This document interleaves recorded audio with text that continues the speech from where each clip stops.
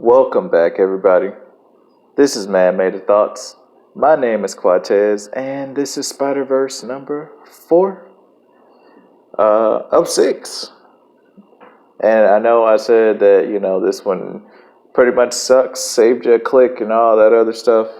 But I gotta say, yes, the overall book sucks, but the world is really, really cool. So this guy right here, he appeared way back in Spider-Verse, the original Spider-Verse, the OG Spider-Verse. He was like one of those guys that Miles plucked up. He just, kind of grabbed him up when they sent Miles on a Go Kick Rocks mission. And he was just there. Like, he didn't really have a real part. He was just there. But anyway, in case you didn't know the story of Spider-Verse 1 through up to this point, basically Miles Morales is the only one who can save the Spider-Verse. Then there's Spider-Zero, who is some ragamuffin girl from somewhere that you find out her origins in Spider-Verse 6. But only Miles Morales can save the Spider-Verse. No one else can. And then, when he asked her about it in issue 1, she was like, well, I'm just kind of hoping it would just be us black people that would do it. So, whatever.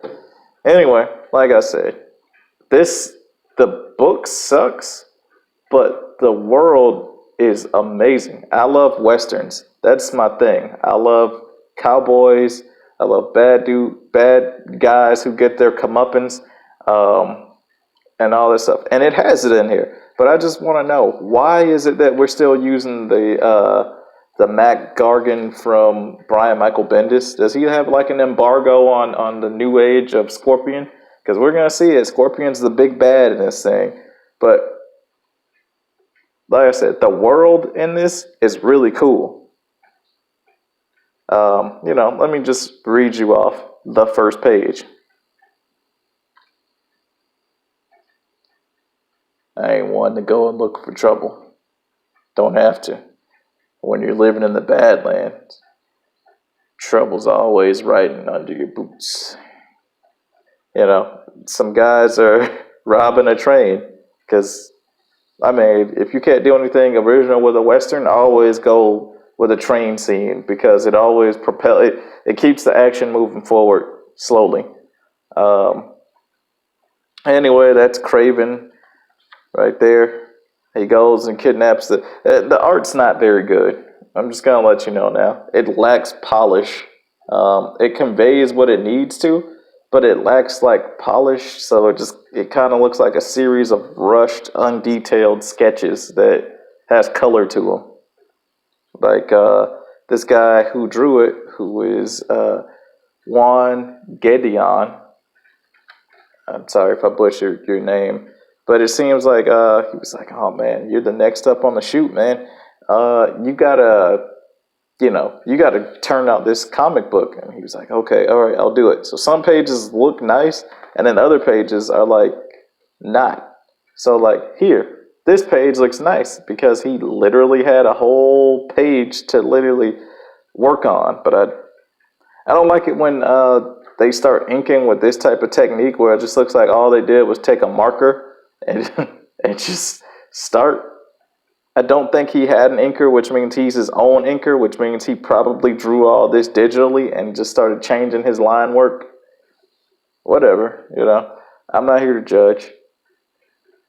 But remember how back in the earlier video I said, yeah,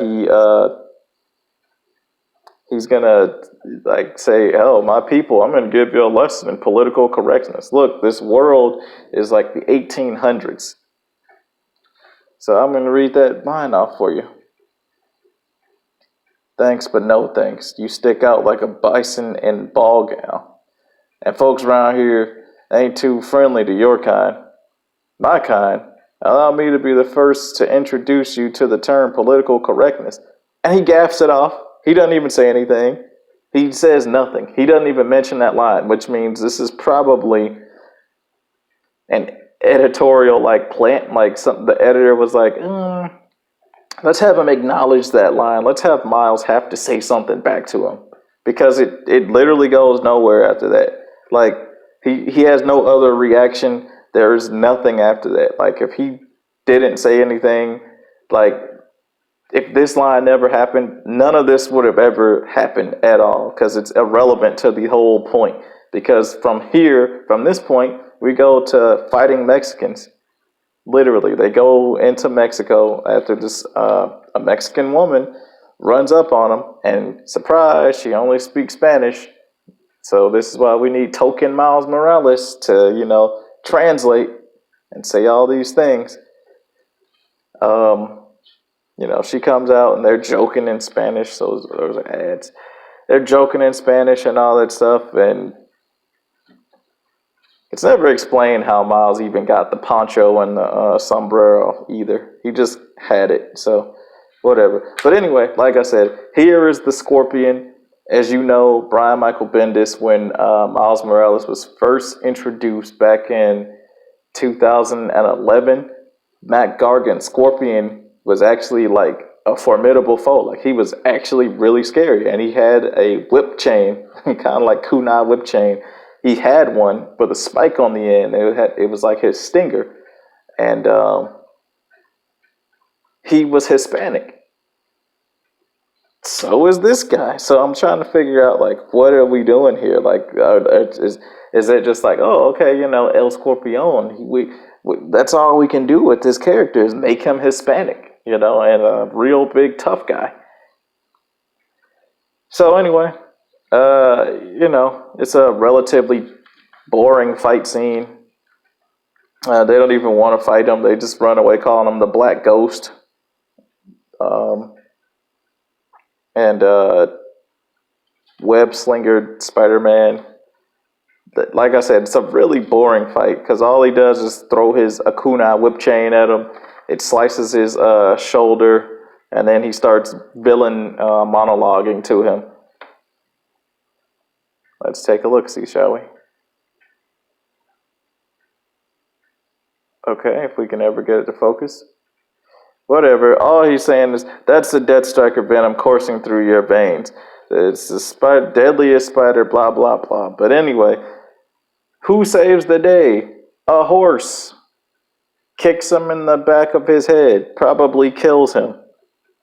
I don't know if he does or not because it's not explicit, but I mean, he kicks the blood out of the back of his neck and he's laying in a pool of blood, so we can only assume that him and his horse just committed murder. But, for a guy who carries around 2 6-shooters full of web, I would think that he's not trying to kill people, considering that there's guys with pointed guns at him on the first page here. Like, let's go back. They're bad dudes. They're trying to reach for their waist. This guy obviously tried to reach for his waist, and his hands they all got hands on there, which means they all had guns. So what that's telling me is that he doesn't kill, but yet he clearly killed a guy with his horse. He calls it rider sense. His horse kicked the guy's brains out. And then we find out, I don't know if this is canon or not, but this guy's name is Patrick O'Hara. If you know anything about Spider lore, then Miguel O'Hara from Spider-Man 2099 is Spider-Man 2099. He's Miguel O'Hara. This is Patrick O'Hara. I'm presuming that he, hooks up with any one of these women in this town and decides to procreate. And that's the end. With I've never said anything about this before, but this is a very effeminate Falcon picture. I've always hated it. Like, why does this guy, the Winter Soldier, Bucky, get to look manly and powerful, but Black Man, Falcon, he looks very weak and wimpish. Like, he looks like he's trying to... I don't know, like provide cover, but they're being shot at. Like he's not able to provide him cover at all. The bullets are whizzing right by him, so he's effectively doing nothing. Why can't he have a cooler pose? I don't know. But like I said, this book, I read them so you don't have to. This event was pointless. It had nothing to do with anything except to literally capitalize that Miles Morales just had a hit movie and he's the heir apparent to the Spider-Man franchise. So the world in this book is cool, but it's a pointless book and this pointless world and everything is pointless. You know what? Keep this world. Keep this character and stuff. Let him ride around his own solo adventures. Give him more competent artists on it that cares. And you can have another Spider book, but don't call it Spider anything. Just make him the freaking just a guy who just exacts vengeance on bad dudes without killing them with a horse kick to the back of the head. That could be compelling. Instead, we get Spider-Gwen, Ghost Spider, which no one's probably even buying, and no one, I don't know. But anyway, that's the video, guys. Let's talk about this stuff, because this could have been a really manly book, but it ended so ridiculously that it's just like, this isn't even a Spider-Man book. This is a book with spider people in a Western setting, and that doesn't really blend very well at all. The writer, he has a knack for writing a Western. Get this guy on some kind of Western comic or something like that, because this guy knows how to write some gruff dudes. You just threw him in a Spider-Man book, and then you thought it was going to do something for him. Don't do that. Just give him a Western. He really knows his stuff when it comes to that type of thing. Give him that. He seems like he's a competent enough writer to write some pretty good character moments and stuff. And he needs to be on that book. Tehran Kalam, he needs to be on that. He does not need to be on another Spider-Man book, because he clearly, his Spider-Man is lacking. But anyway, like, share, comment, subscribe. If you already are subscribed, go ahead and hit that little bell notification icon so you can know whenever me post any kind of video that is new or a discussion or something like that. Let's dialogue about it, guys. But yeah, you really don't need to read Spider-Verse at all. Your life will not be changed at all. Peace out. Skip this book.